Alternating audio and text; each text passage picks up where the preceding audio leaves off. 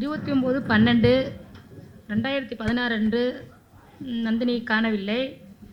அதில் இருந்து பல கட்சிகள், பல அமைப்புகள், எல்லா கட்சியிலேருந்து வந்திருந்தாங்க எங்கள் வீட்டுக்கு. வந்தாங்க, போனாங்க. அவங்க அப்படியே தான் இருந்துக்கிட்டு இருந்தாங்க. பாதிக்கப்பட்ட குடும்பத்திலேருந்து எதுவுமே சொல்லலை. வருவாங்க, அவங்க ஒரு ஃபோட்டோ போட்டு போஸ்ட் கொடுத்துட்டு அவங்க அப்படி அப்படி இப்படி போயிடுவாங்க. இந்த 15 நாள் கிணத்துல கட்டி படுகொலை செஞ்சு ஒரு ட்ரெஸ்ஸு ஒன்றுமே இல்லை. வாயில் துணி கட்டி, கையில் கயிறு கட்டி, பல அதெல்லாம் செஞ்சு பாலியல் கூட்டு செஞ்சுட்டாங்க. கம்ப்ளைண்ட் கொடுக்க போன இடத்துல இரும்புலிக்குடி ஸ்டேஷனில் கம்ப்ளைண்ட்டும் எடுத்துக்கல எங்களுக்கு. நாங்கள் நடந்துகிட்ருக்கோம். அந்த கம்ப்ளைண்ட்டு எதுவுமே எடுத்துக்க மாட்டேங்கிறாங்க. அந்த டைமில் திருச்சியில் எங்கள் மாமா இருக்காங்க, கம்யூனிஸ்டில் இருக்காங்க. அவங்கக்கிட்ட சொன்னதுக்கப்புறம் அவங்க இங்கேருந்து அரியலூருக்கு சொல்லிட்டாங்க. அந்த ஆஃபீஸ்க்கு சொல்லி அவங்க மூலிமா அங்கேருந்து மதர் சங்கம், கம்யூனிஸ்ட்டு, தீண்டாமை எல்லாருமே வீட்டுக்கு வந்துட்டாங்க. 29ஆம் தேதி கம்ப்ளைண்ட் கொடுக்க போகிறோம். கம்ப்ளைண்ட் எடுத்துக்கல. கம்யூனிஸ்ட்டு, மாதர் சங்கம், தீண்டாமை இவங்க எல்லாருமே வந்ததுக்கப்புறம் எங்கள் கம்ப்ளைண்ட் அவங்க எடுத்துக்கிட்டாங்க. தொடர்ந்து ஒரு 15 நாள் நாங்கள் தேடுறோம். எங்கேயுமே கிடைக்கவே இல்லை. இங்கேயும் கேஸ் எடுத்துக்கல. அதுக்கப்புறம் ஒரு வாரம் கழிச்சு டிஎஸ்பி ஆஃபீஸு ஜெயங்கொண்டம் போகிறோம். அதுக்கப்புறம் தான் இந்த கேஸை எடுத்துக்கிறாங்க. இவங்கெல்லாம் வந்ததுக்கப்புறம் தான் எங்கள் கேஸை எடுத்துக்கிறாங்க. தொடர்ந்து எப்படியும் உயிரை காப்பாற்றலான்னு ஒரு 15 நாள் தேடணுங்க. லாஸ்ட்டில் பிணமாக மட்டும்தான் தூக்கணும். எவ்வளவோ விஷயங்கள் போராடி, எங்கேயும் போராடி பார்த்தோம்னா பிணமாக தான் தூக்கணும். அதிகமாக பேசுகிறதுக்கு இங்கே நேரம் இல்லை. அதனால் எவ்வளோ பெரிய ஆளாக இருந்தாலும் இந்த கேஸில் போக முடியாது, வர முடியாது. அவங்க அப்படி பார்க்குறாங்க, இவங்க இப்படி பார்க்குறாங்க, நாங்கள் பார்க்குறோம், நீங்கள் பார்க்குறோம், உங்கள் கட்சி இவங்கெல்லாம் சும்மா சொல்கிறாங்க, பார்க்க முடியாது போக நிறைய பேர் எங்கள்கிட்ட சொன்னாங்க. நாங்கள் சோர்ந்து நின்னாலுமே நிற்போம் மூஞ்சி. மார்க்சிஸ்ட் கம்யூனிஸ்ட்டு எப்பயுமே எங்களை சோர்ந்து நிற்க விட்டதே கிடையாது. நாங்கள் சோர்வாக இருக்கிறப்பெல்லாம் நாங்கள் இருக்கோம், நீங்கள் பயப்படாதீங்க, மாதர் சங்கம் நாங்கள் இருக்கோம், தீண்டாமை நாங்கள் இருக்கோம், நீங்கள் கவலைப்படாதுன்னு சொன்னாங்க. அதே மேனி 7 வருஷத்துக்கு அப்புறம் தண்டனை கிடைச்சிது. இன்னும் ஒரு கூடுதலாக தண்டனை கிடச்சிருந்தா மன நிம்மதி கிடச்சிருந்துக்கும். அந்த 3 பேருமே ரிலீஸ் ஆகி வெளில வந்துட்டாங்க. அதுதான் கொஞ்சம் கவலைகளாக இருக்குது. இன்னும் 4 பேர் கூட்டு பாலியல் செஞ்சு ஒருத்தனுக்கு மட்டும்தான் தண்டனை கிடச்சிது. அந்த 3 பேரும் வெளில வந்தது எங்களுக்கு வருத்தமாக தான் இன்னும் இருக்குது. இன்னும் மேற்கோர்ட்டில் பதிவு செய்யணும்னு சொல்கிறேன். நான் மீண்டும் நாங்கள் எத்தனை வக்கீல் இவங்க வச்சுருந்தாலும் அபிராமின் தோழர் அவங்கள மாரி யாராலையுமே போராடி இந்த கேஸில் ஒன்றுமே பண்ண முடியாது. அவங்க இருந்து தான் இந்த கேஸை ஜெயிச்சு கொடுத்தாங்க எங்களுக்கு. என்னுடைய குடும்ப சார்பில் அவங்களுக்கு கோடான கோடி நன்றி தெரிவித்துக் கொள்கிறேன். தமிழ்நாடு தீண்டாமை ஒழிப்பு முன்னணி சார்பாக நடத்தும் அரியலூர் தலித் சிறுமி வழக்கில் நீதிக்காக போராடிய வழக்கறிஞர்களுக்கு பாராட்டு கூட்டம் நடந்து கொண்டிருக்கிறது. இந்த பாராட்டு கூட்டத்தில் என்னை பேச சொன்னார்கள். நான் அப்போது இந்த ஏற்கனவே சொன்னது போல் தோழர் ராஜா கிளி அவர்களுடைய குடும்பத்தினர்கள் என்னுடைய அலுவலகத்துக்கு போலீஸ் இந்த கேஸை சரியாக நடத்தவில்லை, ஆகவே சிபிசிஐடிக்கு மாற்ற வேண்டும் என்று பல முறை வந்தார்கள். அந்த வழக்கு போடப்பட்டிருந்தது. அதில் சில காலம் நான் ஆஜரானேன். அப்போலாம் அவங்கள பார்க்கும்போது எனக்கு என்ன பதில் சொல்கிறதுனே தெரியாது. இந்த மாதிரி ஒரு மகளை இழந்த ஒரு தாய்,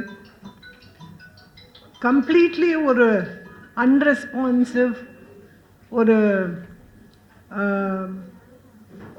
insensitive courts, police department, state government, இந்த மாதிரி ஒரு சூழ்நிலையில் ஒரு தடவையும் வழக்கு வரும், வாய்தா ஆகும், ஒரு தடவையும் வழக்கு வரும், வாய்தா ஆகும். அது தவிர தோழர் வாசுகி சொன்ன மாதிரி இந்த மாதிரி பெண்களுக்கு எதிராக நடக்கும் வன்முறை வழக்குகளில் யூஷுவல் ஸ்ட்ராட்டஜி எதிர்த்தரப்பில் என்னன்னா, இந்த பெண் தானாகவே ஷீ இன்வைட்டட் த ஆஃபென்ஸ். இப்போ அது ஒரு ரொம்ப ஃபேமஸாக இருக்குது. மேனேஜ்மெண்ட்ஸ்லாம் கூட நான் ஒரு கேஸ் நடத்தினேன். வழக்கு தொழிலாளர்கள்லாம் மர்க்கரி பாய்சனை இன்ஹேல் பண்ணி நிறைய பேர் இறந்து போயிட்டாங்கன்னு. அதுக்கு வந்து மேனேஜ்மெண்ட் ஆர்கியூமெண்ட் என்னென்னா, அவங்களாவே காம்பன்சேஷன் கேட்கறதுக்காக மர்க்கரியை முழுங்கிட்டாங்க அப்படின்னு. அது மாதிரி தான் இந்த வாதம். பெண்ணாவே வந்து இந்த மாதிரி ஒரு ஆஃபென்ஸை வந்து அவளுடைய நடத்தையினால் இன்வைட் பண்ணிக்கிட்டாங்க. இது ஒரு ஸ்ட்ராட்டஜி. ரெண்டாவது ஸ்ட்ராட்டஜி என்ன இருக்குன்னா, இந்த பெண்ணுடைய வழக்கை எதிர்க்கும் வழக்கறிஞர் இன்னொரு பெண். இது ஒரு ஸ்ட்ராட்டஜி. இப்போது நீங்களாம் வந்து கவனிச்சிருப்பீங்க, இந்த மீ டூ மூமெண்ட்டில் பிரியா பிள்ளைன்னு ஒரு ஜேர்னலிஸ்ட், எம்ஜே அக்பர்னு ஒரு ரொம்ப ஃபேமஸ் ஜேர்னலிஸ்ட்டு, அவர் வந்து என்டிஏ மோடி கவர்மெண்ட்டில் மந்திரியாக இருந்தார், ரொம்ப சீனியர் ஜேர்னலிஸ்ட். அவரை பற்றி அவர் இந்த மாதிரி என்கிட்ட வந்து தவறாக நடந்து கொண்டாருன்னு அவங்க வந்து பப்ளிக்காக ஸ்டேட்மெண்ட்லாம் விட்டாங்க. அதில் வந்து இதில் ரெபெக்கா ஜான்னு ஒரு சீனியர் அட்வொகேட் டெல்லியில் கோர்ட்டில் வந்து அவங்களுக்கு ஆஜரானாங்க. எந்த கேஸில்? அவர் வந்து இவங்க இந்த மாதிரி பேசி என் மேலே டெஃபமேஷன், அவதூறு பரப்புகிறாங்க, அதை வந்து ப்ரிவெண்ட் பண்ணணும், அதுக்காக அவங்கள வந்து தண்டனை விதிக்கணும் அப்படின்னு அவங்க கேஸ் போட்டாங்க. இப்போ பிரியா பிள்ளைக்கு அகெயின்ஸ்டாக எம்ஜே அக்பருக்கு யார் ஆஜரானாங்க? டெல்லியில் இருக்கிற ஒரு பெரிய லா ஃபார்மோட ஒரு லீடிங் உமன் அட்வொகேட். ஸோ அந்த லேடீஸை வந்து அவங்களுக்கு அகெயின்ஸ்டாக ஆஜராக வச்சு இந்த கேஸில் ஒன்றுமே இல்லை அப்படின்னு பண்ணுறது, அது ஒரு ஸ்ட்ராட்டஜி. கவர்மெண்ட்ஸு இந்த மேல் அக்யூஸ்ட் அவங்களோட ஒரு ஸ்ட்ராட்டஜி. அதே மாதிரி தான் இந்த கேஸ்லேயும் ஸ்டேட் கவர்மெண்ட் சார்பில் எவ்வளவோ அட்வொகேட், சீனியர் அட்வொகேட்ஸ் இருக்காங்க கவர்மெண்ட் தரப்பில். ஆனால் நர்மதா சம்பத்துங்கிற ஒரு அடிஷ்னல் அட்வொகேட் ஜெனரல், ஒரு உமன், அவங்க தான் ஆஜரானாங்க இந்த கேஸில். இந்த மாதிரி சிபிசிஐடிக்கு மாற்றக்கூடாது, ஸ்டேட் போலீஸ் ரொம்ப அழகாக இந்த இன்வெஸ்டிகேஷனை ரொம்ப மும்முரமாக பண்ணிகிட்ருக்காங்க, ஆகவே இந்த கேஸை வந்து நீங்கள் வந்து சிபிசிஐடிக்கு மாற்றக்கூடாதுன்னு அப்போஸ் பண்ணுறதுக்கு அந்த நர்மதா சம்பத்ங்கிற ஒரு பெண் வழக்கறிஞர் தான் ஒரு தடவையும் ஆஜரானாங்க. பல முறை வந்து அவங்க ஆஜராகி வாய்தா கேட்டு அது பாட்டுக்கு தள்ளி போடப்பட்டு கொண்டே இருந்தது.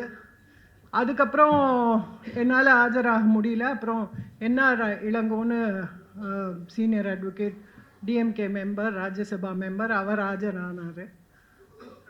நான் எதுக்காக இது சொல்கிறேன்னா, இந்த பாராட்டு விழா என்று சொல்லும்போது எனக்கு கொஞ்சம் ராஜா கிளி அம்மாவை நினச்சி, எனக்கு இந்த பாராட்டு விழான்னு சொல்லும்போது அது கொஞ்சம் மனசு கஷ்டமாக இருக்குது. நம்ம என்னதை நம்ம வந்து கடைசியில் எதுக்காக பாராட்டுறோம்? நீதி தானே கிடைச்சிருக்கு, நியாயமாக கிடைக்க வேண்டியது தானே. ஆனால் இதையே நம்ம பாராட்டுறோம். அவங்களோட போராட்டம் இல்லைன்னா நம்மளால் தனியாக இந்த போராட்டம் நடத்திருக்க முடியாது. அவங்களுடைய வருத்தம் எவ்வளோ மனசு புண்ணாக இருக்குது அவங்களுக்கு. அந்த சமயத்தில் நம்ம வந்து இதை பாராட்டுறதுக்கு நம்ம இது நியாயமா அப்படின்னு எனக்கு தோணுது. ஏன்னா இந்த வாச்சாத்தி வழக்கு முடிஞ்ச போது கூட வழக்கறிஞர்களுக்கு ஒரு பாராட்டு விழா நடத்தினாங்க. அப்போது நான் அதே ஒரு கேள்வி தான் கேட்டேன்.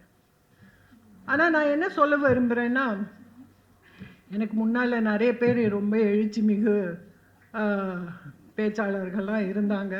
அவங்க பேசும்போது நான் என்ன நினச்சேன்னா, இவங்க நமக்கு பதிலாக ஆஜராகிருந்தா கேஸ் ரொம்ப சீக்கிரமாக முடிஞ்சிருக்குமேன்னு நினச்சேனா. கோர்ட்டில் நீதிபதியும் கொஞ்சம் தூங்காமல் எழுந்து உக்காந்து சீக்கிரம் நம்ம கேஸை முடிக்கலான்னு நினச்சிருப்பாரு. ஆனால் ஒரு பாயிண்ட் அதில் வெளியில் என்ன வந்ததுன்னா, இந்த தீண்டாமை ஒழிப்பு முன்னணி, ஜனநாயகல் மாத சங்கம், இந்த போல ஆர்கனைசேஷன்ஸ், கட்டமைப்புகள், மார்க்சிஸ்ட் கம்யூனிஸ்ட் கட்சி, இவங்கெல்லாம் வந்து பல ரீதியான போராட்டங்கள் நடத்துகிறாங்க. அதில் இது ஒரு இந்த மூமெண்ட்டில் இது ஒரு கட்டம், இது ஒரு போராட்டத்தோட விளைவு, இது ஒரு நினைவு கூறும் ஒரு கட்டம். அந்த நினைவை வந்து நம்ம எல்லாம் ஷேர் பண்ணிக்க வேண்டியது ரொம்ப முக்கியம். ஏன்னா இதில் வந்து என்ன மாதிரி ஸ்ட்ராட்டஜிஸ், அதாவது நீங்கள் வந்து ஸ்தாபன ரீதியாக என்ன ஸ்ட்ராட்டஜி வகுத்தீங்க, நீங்கள் வந்து இந்த மாதிரி தோழர் அபிராமனை வந்து ஸ்பெஷல் பப்ளிக் ப்ராசிக்யூட்டராக அப்பாயிண்ட் பண்ண சொல்கிறது ஒரு ரொம்ப முக்கியமான ஒரு ஸ்ட்ராட்டஜி. அதே மாதிரி நீங்கள் வந்து தோழர் வாசுகி வந்து இந்த மாதிரி நந்தினியோட அம்மா வந்து அவங்கள சரியாக வளர்க்கலை அப்படின்னு சொல்கிறதுக்கு கவுண்டர் பண்ணுறது, அது ஒரு ரொம்ப முக்கியமான சமூக ரீதியான ஒரு டயலாக். அந்த மாதிரி டயலாக்ஸ் நம்ம நடத்த வேண்டியது ரொம்ப முக்கியம். அது எல்லாமே வந்து இந்த மூமெண்ட்டை சேர்ந்தது. இந்த போராட்டத்தில் வெறும் நாங்கள் வழக்கறிஞர்கள் மாத்திரம் கோர்ட்டில் வந்து வாதாடி ஜெயிக்கிறது கிடையாது. தோழர் அபிராமனோட வேலை வந்து ரொம்ப முக்கியமான வேலை. ஆனால் அதே சமயத்தில் இந்த மாதிரி ஒரு போராட்டம் வந்து ஒரு நல்ல தீர்ப்பு கிடைக்கணும்னா பலவிதமான போராட்டங்கள் பல லெவலில் நடத்த வேண்டியிருக்கு. அதில் ஒரு ஸ்ட்ராட்டஜியும் முக்கியம். அந்த ஸ்ட்ராட்டஜியை யாரெல்லாம் இந்த போராட்டத்தில் பங்கு ஏற்றிருக்காங்களோ அவங்கெல்லாம் வந்து பகிர்ந்து கொள்ளலைன்னா அப்போ வருங்கால தோழர்கள், என்னோட லா ஆஃபீஸ்லேயே நான் வந்து என்னோட ஜூனியர்ஸ்ட்டை நான் சொன்னேன், இந்த மாதிரி பாராட்ட விழான்னு நடத்துகிறாங்களே எப்படி நம்ம அதை ஜஸ்டிஃபை பண்ண முடியும்னு. பட் அவங்க சிம்பிளாக சொன்னாங்க, மேடம் இல்லை, நீங்கள் வந்து இதை ஷேர் பண்ணாதான் ஃப்யூச்சர் லாயர்ஸ்க்கும் யங்கர் லாயர்ஸ்க்கும் அது ஒரு இன்ஸ்பிரேஷனாக இருக்கும் அப்படின்னு.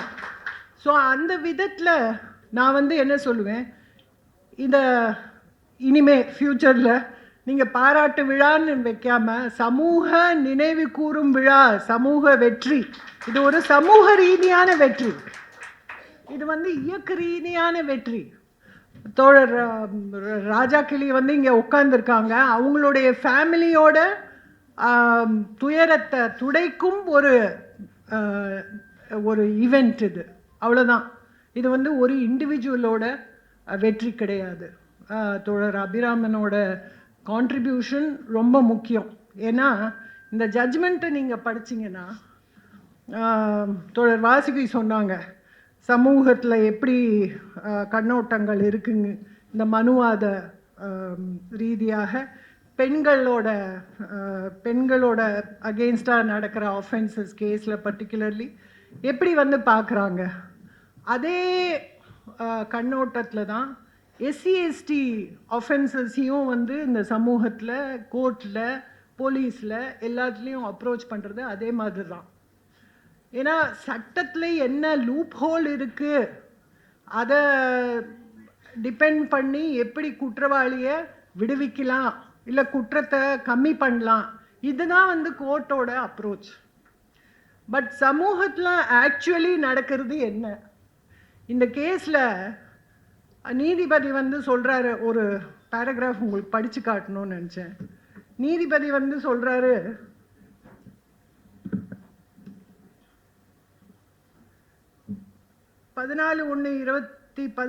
தேதி 2017 சிறுமி நிர்வாணமாக இறந்துள்ளார் என்று தெரிய வரும் நிலையில் அதனை பொறுத்து 1ஆம் எதிரி எந்த விளக்கமும் இந்திய சாட்சி சட்டப்பிரிவு சோன்சோ அவருக்கு எதிராக அனுமானம் கொள்ளலாம் என்று முடிவு செய்யப்படுகிறது. அதனால் 1ஆம் எதிரி மீதான வன்கொடுமை தடுப்பு சட்டப்பிரிவு 31W1 கீழான குற்றச்சாட்டு உறுதி செய்யப்பட்டுள்ளது. அதாவது எஸ்சி எஸ்டி ஆக்டில் அவர் குற்றம் பண்ணியிருக்காருன்னு சொல்கிறாங்க, நீதிபதி சொல்கிறார். அடுத்த சென்டென்ஸில் அதே வேளையில் பிரிவு 325A கீழான குற்றச்சாட்டு வன்கொடுமை தடுப்பு சட்டப்பிரிவு 23 உள்ள அட்டவணையின்படி இந்திய தண்டனை சட்டப்பிரிவுகள் 302, 201 ஆகிய பிரிவுகள் வன்கொடுமை தடுப்பு சட்டப்பிரிவுக்கு பொருந்தாது என்று இந்த நீதிமன்றம், இதில் ஏதாவது அர்த்தம் இருக்கா? ஃபர்ஸ்ட் சென்டென்ஸில் வன்கொடுமை தடுப்பு சட்டத்தில் வரும்னு சொல்கிறாரு, அடுத்த சென்டென்ஸில் இல்லை அந்த சட்டத்தில் வராதுன்னு எப்படி சொல்கிறாரு அவர்? ஆனால் this explanation the court gives. அது தோழர் அபிராமனுக்கு தான் கொஞ்சம் கிளாரிட்டி இருக்கும் அதில். பட் நான் வந்து அதுக்கு என்ன பேசிஸ்ன்னு சொல்கிறேன். 31W1ல என்ன சொல்லுதுன்னா, whoever intentionally touches, அதாவது நீங்கள் ஒரு உள்நோக்கத்தோட ஒரு பெண்ணையோ ஒரு எஸ்சியோ டச் பண்ணுறீங்க, knowing her to be an SC, அந்த பெண் வந்து எஸ்சின்னு தெரிஞ்சிட்டு நீங்கள் வந்து அவளை டச் பண்ணுறீங்க, so that is an offence, அது வந்து குற்றம் அப்படின்னு முதல் சென்டென்ஸில் சொல்கிறாரு. ரெண்டாவது குற்றம் என்னன்னா, நீங்கள் வந்து எஸ்சி அப்படிங்கிற நோக்கத்தில் நீங்கள் வந்து மர்டர் பண்ணியிருக்கீங்க அப்படின்னு ப்ரூவ் ஆகலை. இது என்ன புரியுதா? அதாவது ஃபஸ்ட்டு சென்டென்ஸில் சொல்கிறாரு எஸ்சின்னு தெரிந்து கொண்டு நீங்கள் அவங்கள தொட்டிருக்கீங்க, அது ஒரு குற்றம்னு சொல்கிறாரு. ஆனால் ரெண்டாவது சென்டென்ஸில் என்ன சொல்கிறாரு? எஸ்சிங்கிற உள்நோக்கத்தோடு நீங்கள் மர்டர் பண்ணலை, ஆகவே இந்த குற்றம் இல்லை.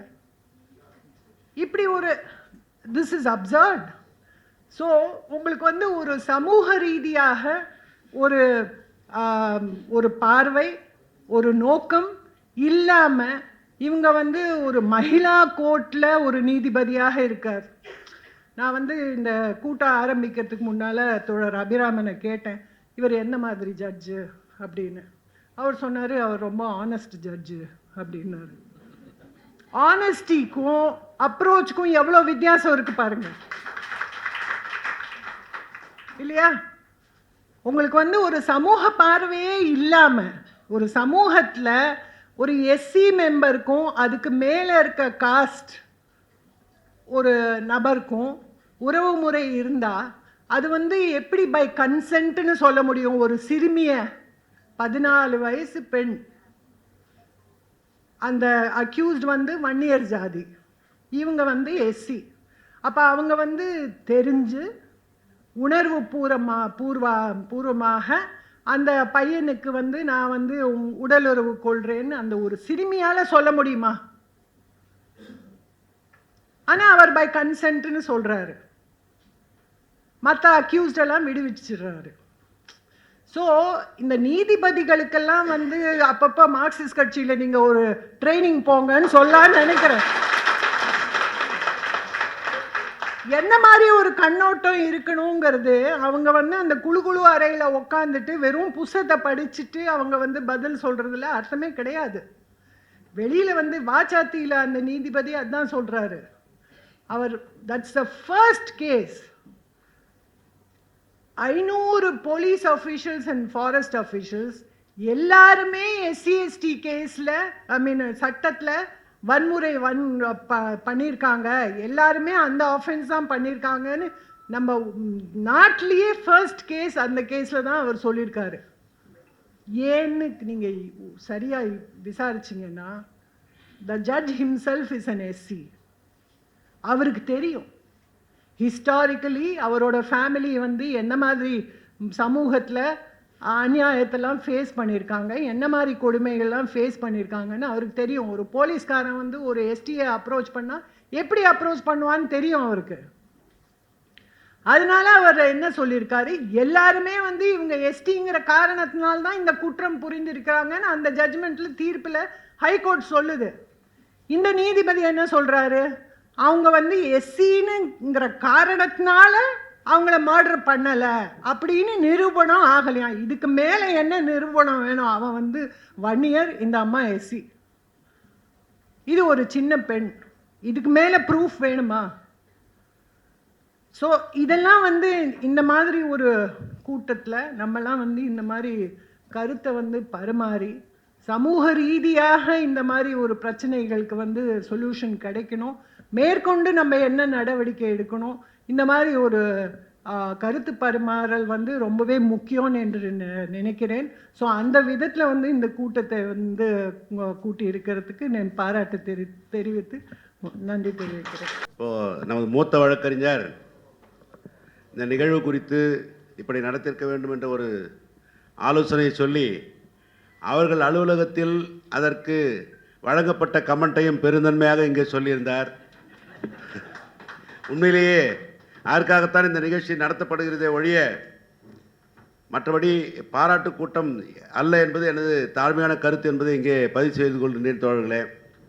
இதில் ஒரு சிறப்பான விஷயம் என்ன அப்படின்னா, நான் 90-93 கோவை அரசு சட்டக்கல்லூரியில் சட்டப்படிப்பு படித்து முடித்துவிட்டு சென்னையில் தோழர் அலுவலகத்திலோ அல்லது இன்னொரு பெரிய அலுவலகத்திலோ ஜூனியராக சேரணுன்ற ஆசையோடு தான் நான் வந்தேன். என்னோடய சட்டப்படிப்பை முடிச்சுட்டு குடும்ப சூழ்நிலை காரணமாக வேலூரிலே எனது சீனியர் மறைந்த திரு ஏ.கே. தண்டபாணி அவர்கள் மார்க்சிஸ்ட் கம்யூனிஸ்ட் கட்சியின் உறுப்பினராகவும் இருந்தவர். எனக்கு இந்த சட்டம் சம்பந்தமான விஷயங்களை சொன்னதோடு அல்லாமல் அரசியல் வழியையும் காட்டியவர் எனது சீனியர் திரு ஏ.கே. தண்டபாணி அவர்கள்தான். அந்த அலுவலகத்தில் நான் ஏற்கனவே இது சம்பந்தமாக தீர்ப்பு வந்த அன்னைக்கு அரியலூர் நமது கட்சி அலுவலகத்தில் ஒரு சின்ன அளவில் பாராட்டு கூட்டம் நடத்தும் போது சொன்ன அதே விஷயத்தை தான் இங்கேயும் திரும்ப நான் வந்து ரிப்பீட் பண்ணுறேன். என்னென்ன தோழர்களே, இது மார்க்சிஸ்ட் கம்யூனிஸ்ட் கட்சியோ தீண்டாமை ஒழிப்பு முன்னணியோ நமது மாதர் சங்கமோ மாணவர் சங்கங்கள் வாலிபர் சங்கங்கள் போன்ற வர்க்க வெகுஜி ஸ்தானங்களோ இந்த விஷயத்தை கையில் எடுத்து போராடாமல் இருந்திருந்தால் இன்றைய தேதி வரை கீழ மாளிகை அன்பழகன் கிணற்றிலிருந்து அந்த கொடூரமாக கற்பழித்து கொலை செய்யப்பட்ட அந்த சிறுமி நந்தினியின் உடல் வெளியே வந்திருக்க வாய்ப்பில்லை, இந்த வழக்கும் வெளியே வந்திருக்க வாய்ப்பில்லை தோழர்களே. அவ்வளவு பெரிய போராட்டங்களை நடத்தி இந்த வழக்கை கடைசி வரை உறுதியாக கொண்டு வந்த மார்க்சிஸ்ட் கம்யூனிஸ்ட் கட்சிக்கும் தீண்டாமை முன்னணிக்கும் மற்றும் நம்ம சகோதர சங்கங்களுக்கும் அதே நேரத்திலே கடைசி வரை நம் மீது நம்பிக்கையை வைத்து நம்மோடு உறுதியாக நின்ற நந்தினியின் குடும்பத்தினருக்கும் தான் உண்மையிலேயே இந்த வழக்கின் தீர்ப்புக்கான பாராட்டுக்களை சொல்ல வேண்டும் தோழர்களே. அதே போல உண்மையிலேயே இது வெற்றி என்று நான் நினைக்கவில்லை. ஏனென்றால் இந்த வழக்கிலே கொஞ்சம் சிரத்தை எடுத்து அந்த இன்வெஸ்டிகேஷன் ஆஃபீஸர் என்பவர்கள் புலனாய்வு அதிகாரி ஒரே ஒரு சின்ன விஷயத்தை செய்திருந்தாலும் கூட 4 பேரையும் இந்த வழக்கிலே இணைத்திருக்க முடியும். அதன் மூலம் இந்த வழக்கை நிரூபித்து 4 பேருக்குமே அதிகபட்ச தண்டனையை பெற்று தந்திருக்க முடியும். இந்த வழக்கிலே கேட்கும்போது கூட நான் நீதிபதியிடம் கடைசியாக ஆர்குமெண்ட் முடிச்சு சொல்லும்போது சொன்னேன், நான் இது அரிதான வழக்கு, அதனால் 4 பேருக்கும் கேபிட்டல் சென்டென்ஸ் என்கின்ற தூக்கு தண்டனை வழங்க வேண்டும் என்று தான் நான் கேட்டுக்கொண்டேன். என்ன காரணம் என்று கேட்டார். அப்போதுதான் நான் அதை மீண்டும் விளக்கமாக எடுத்து சொன்னேன். அந்த சம்பவம் நடந்த கொடூரம், அந்த பாதிக்கப்பட்ட பெண்ணை அவர்கள் நடத்திய விதம், அந்த பெண் அந்த குழந்தை அந்த கிணற்றிலே இருந்த சூழ்நிலை, இதெல்லாம் கருத்தில் கொண்டு பார்க்கும்போது இது அரிதான வழக்கு தான் என்று சொல்லி அது தொடர்பான தீர்ப்புகளையும் கொடுத்து அன்றைய தினம் வந்து அந்த ஆர்குமெண்ட் ஆனது முடிந்தது. ஆனால்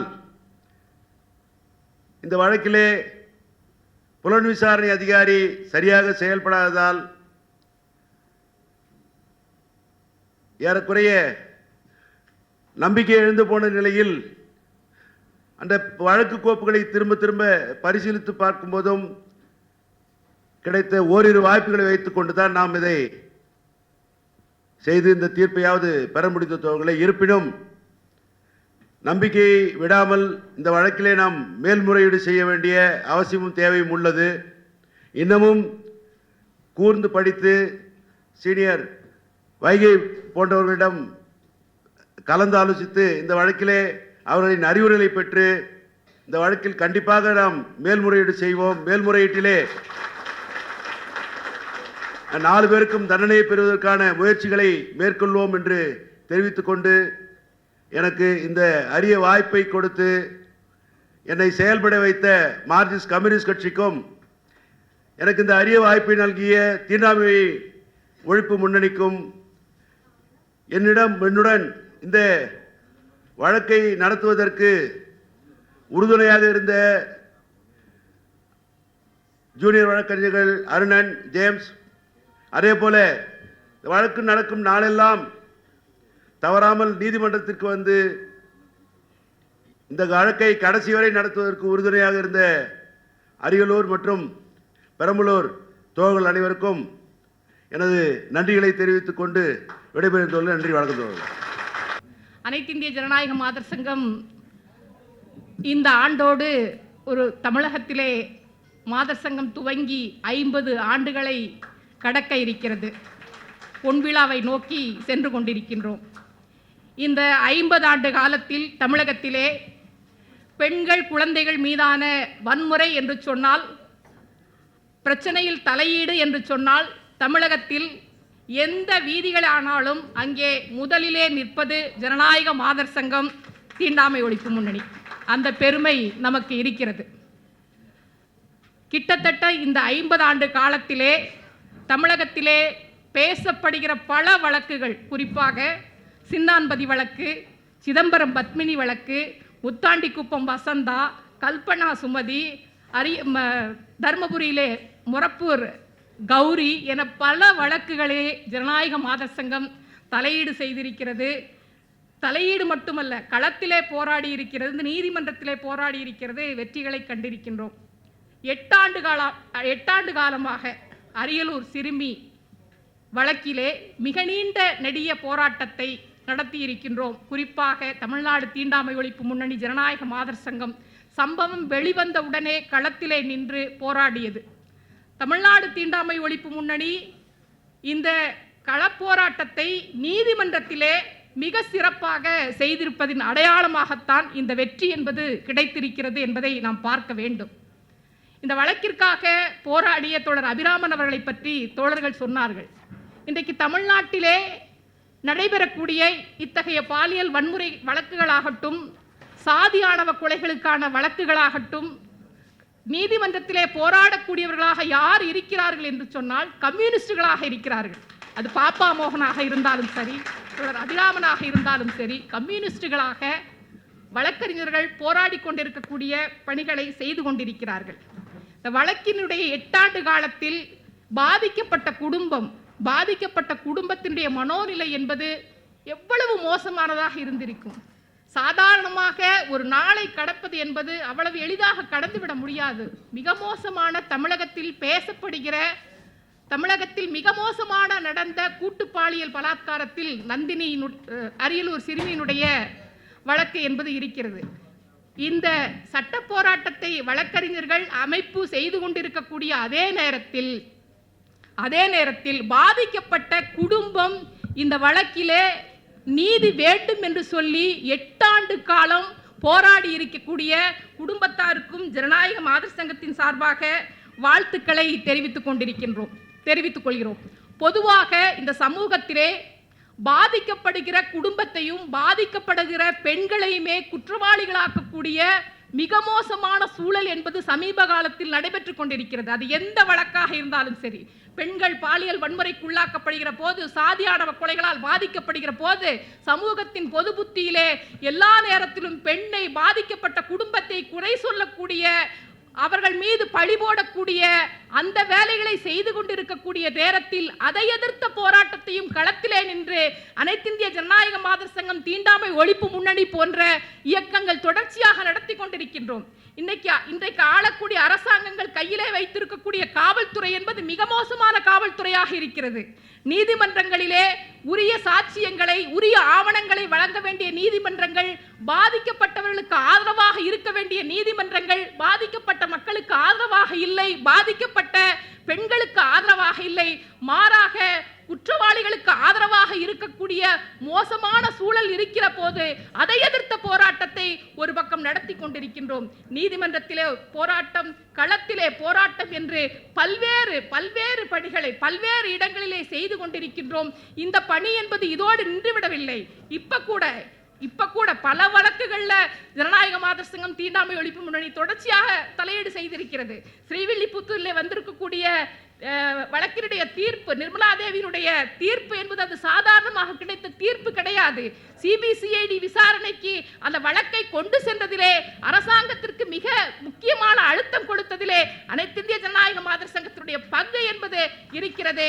இந்த மாதிரியான பிரச்சனைகள் நடைபெறுகிற போது அரசாங்கம் ஏதோ உடனடியாக முன்வந்து பாதிக்கப்பட்டவர்களுக்கு ஆதரவாக இருப்பது கிடையாது.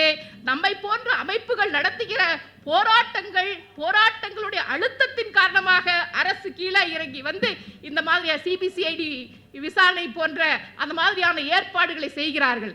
இது போன்று தமிழகத்திலே நடக்கக்கூடிய போராட்டங்களிலே வெறும் பார்வையாளர்களாக மட்டும் இங்க வந்திருக்கக்கூடிய நிறைய தோழர்கள் இருக்கிறீங்க, வழக்கறிஞர்கள் இருக்கிறீங்க, பார்வையாளர்களாக மட்டும் இருக்கக்கூடாது.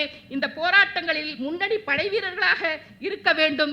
இந்த வழக்கிலே மிக சிறப்பாக வாதாடிய, நீதியை பெற்று தந்திருக்கக்கூடிய மரியாதைக்குரிய தோழர் அபிராமன் அவர்களையும், அவருக்கு உறுதுணையாக இருந்த தோழர் அருணன் அவர்களையும், ஜேம்ஸ் ராஜா அவர்களையும் ஜனநாயக மாதர் சங்கத்தினுடைய தமிழ் மாநில குழுவின் சார்பாக பாராட்டுகிறோம், வாழ்த்துகிறோம் என்று சொல்லி வாய்ப்புக்கு நன்றி தெரிவித்து முடித்துக் கொள்கிறேன். நன்றி.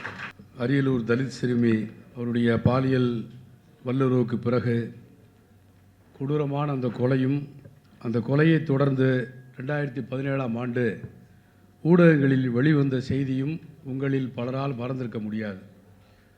இப்படி திரைப்படத்துறையை சார்ந்த புகழின் உச்சியில் இருக்கக்கூடிய கமலஹாசன் அவர்கள் கூட முதல் முறையாக தமிழகத்தில் நடைபெற்ற இந்த படுகொலையைத்தான் அவர் குறிப்பிட்டு பேசினார்.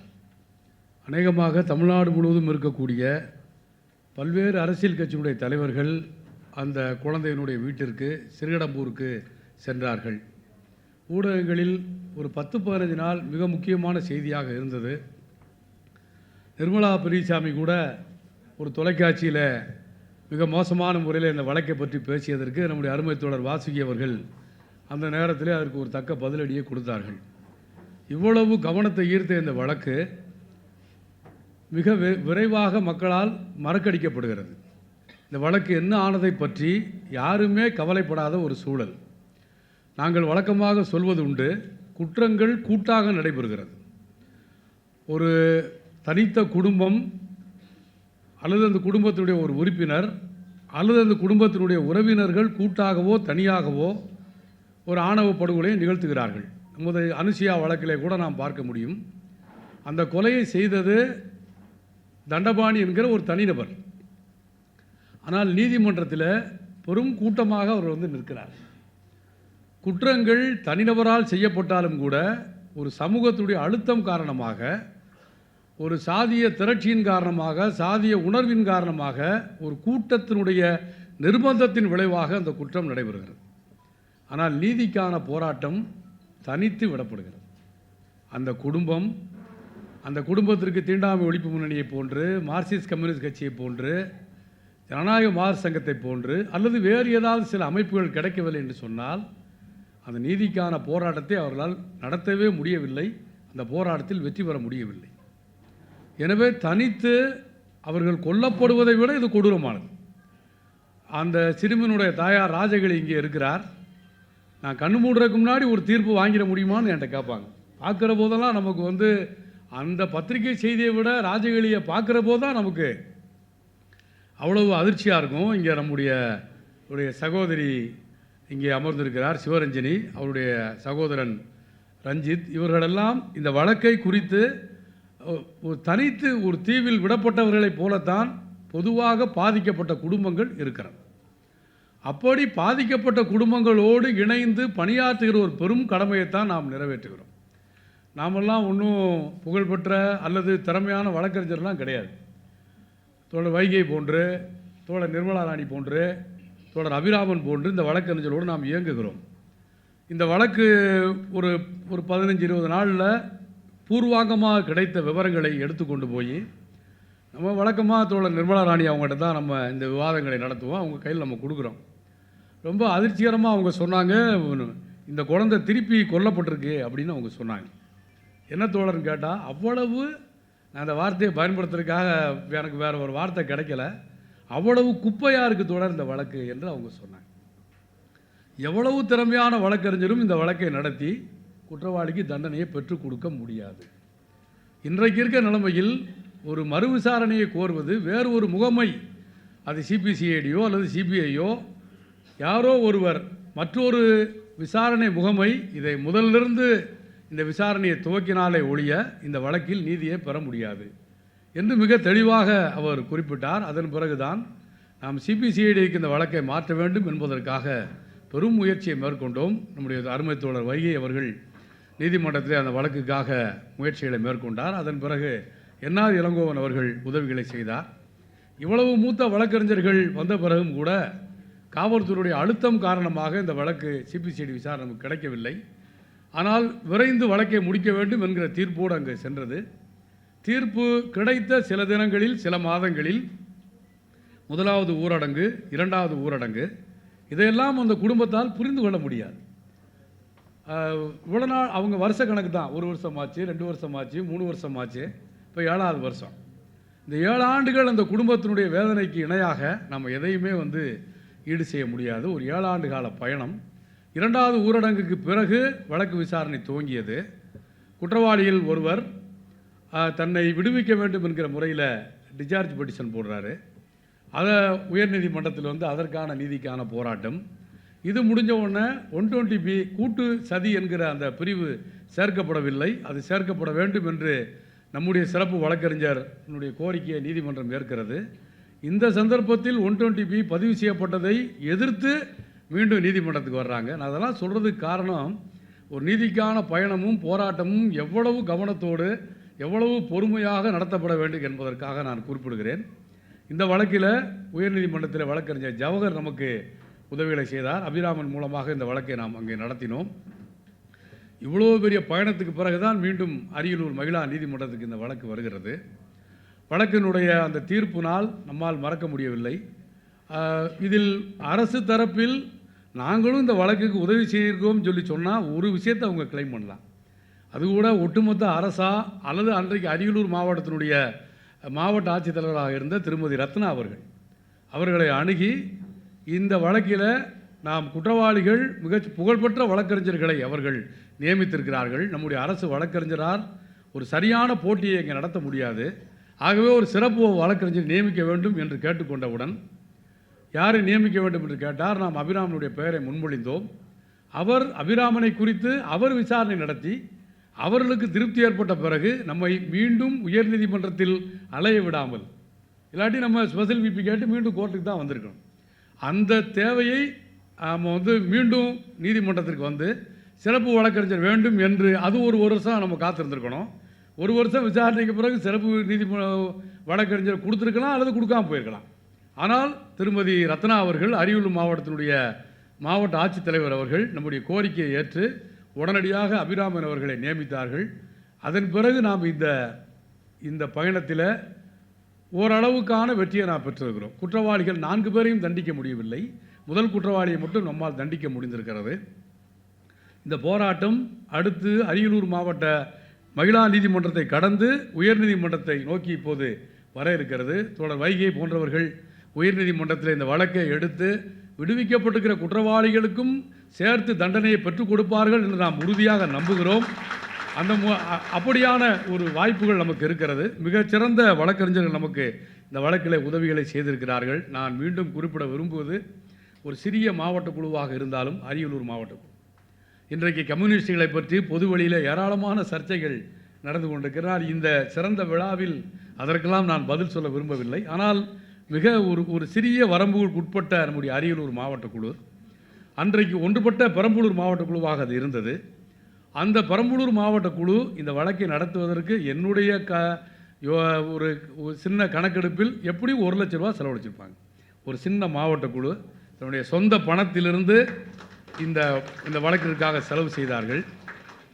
மிக அருமையாக இந்த வழக்கை அவர்கள் பின்தொடர்ந்தார்கள். அரியலூர் மாவட்ட மார்க்சிஸ்ட் கம்யூனிஸ்ட் கட்சி மாவட்ட குழு, தீண்டாமை ஒழிப்பு முன்னணியின் மாவட்ட குழு, அனைத்து இந்திய ஜனநாயக மாதர் சங்கத்துடைய மாவட்ட குழு, இந்த அத்தனை தோழர்களும் ஒருங்கிணைந்து ஒவ்வொரு வாய்தாக்கும் ஒரு 20-30 பேர் கோர்ட்டில் இருக்கிற ஒரு காட்சியை நாம் பார்க்க முடியும். இது தமிழகத்தில் இருக்கிற இதர பகுதி தோழர்களுக்கு இது ஒரு படிப்பினை என்று நாம் ஏற்க வேண்டும். ஒரு சின்னஞ்சிறிய மாவட்ட குழு மிகப்பெரிய பங்களிப்பை செய்திருக்கிறது என்பதற்காக நான் நம்முடைய பெரம்பலூர் அரியலூர் மாவட்ட குழுவை இந்த நேரத்தில் நான் பாராட்ட விரும்புகிறேன். என்னுடைய பங்களிப்பு என்பது ஒரு மகத்தான பங்களிப்பு. எல்லாம் இணைந்து தான் இன்றைக்கு நாம் இந்த போராட்டத்தில் வெற்றி பெற்றிருக்கிறோம். மிக முக்கியமாக அந்த குடும்பம், அவர்கள் நம்மோடு எந்த இன்றைக்கு இது போன்ற வழக்குகள் எல்லாம் அவ்வளவு சுதந்திரமாக நடத்த முடியாது. ஒரு ஒரு ஒரு வாய்தா முடிச்சுட்டு வந்திருப்போம், 4 பேர் போயிடுவாங்க. போய் எங்கிட்ட வந்திருந்தால் நாங்கள் இந்நேரம் முடித்து என்னோ பண்ணியிருப்போன்ற மாதிரிலாம் சொல்லுவாங்க. இதையெல்லாம் புறந்தள்ளி விட்டு அந்த குடும்பம் நம்மோடு இருந்தது. நம்மால் முடிந்த போராட்டங்களை நடத்தியிருக்கிறோம். நான் இந்த நேரத்தில் கேட்டுக்கொள்வது, இந்த விழா எதற்காக? எத்தனையோ வழக்குகள் வருகிறது, எத்தனையோ தீர்ப்புகளை நீதிமன்றம் வழங்குகிறது. இதை விட பெரிய தீர்ப்புகளெல்லாம் தமிழகத்தினுடைய நீதிமன்றங்கள் வழங்கி கொண்டிருக்கிறது. ஆனால் எதற்காக இந்த விழா என்று வருகிற போது, இந்த நிகழ்ச்சி என்று வருகிற போது, ஒரு குற்றங்கள் கூட்டாக நடைபெறுகிறது. நீதிக்கான போராட்டம் தனித்திருக்கிறது. நாம் இந்த சமூகத்துக்கு சொல்வோம், நீதிக்கான போராட்டம் தனித்தில்லை, அது இடதுசாரிகளால் கூட்டாக நடத்தப்படும் என்கிற செய்தியை வலம் கொண்டு மட்டும் சொல்வதற்காக இந்த நிகழ்ச்சி என்பதை மட்டும் இந்த நேரத்தில் தெரிவித்துக்கொண்டு அத்தனை பேருக்கும் நன்றியை உரித்தாக்கி விடைபெறுகிறேன். நன்றி, வணக்கம்.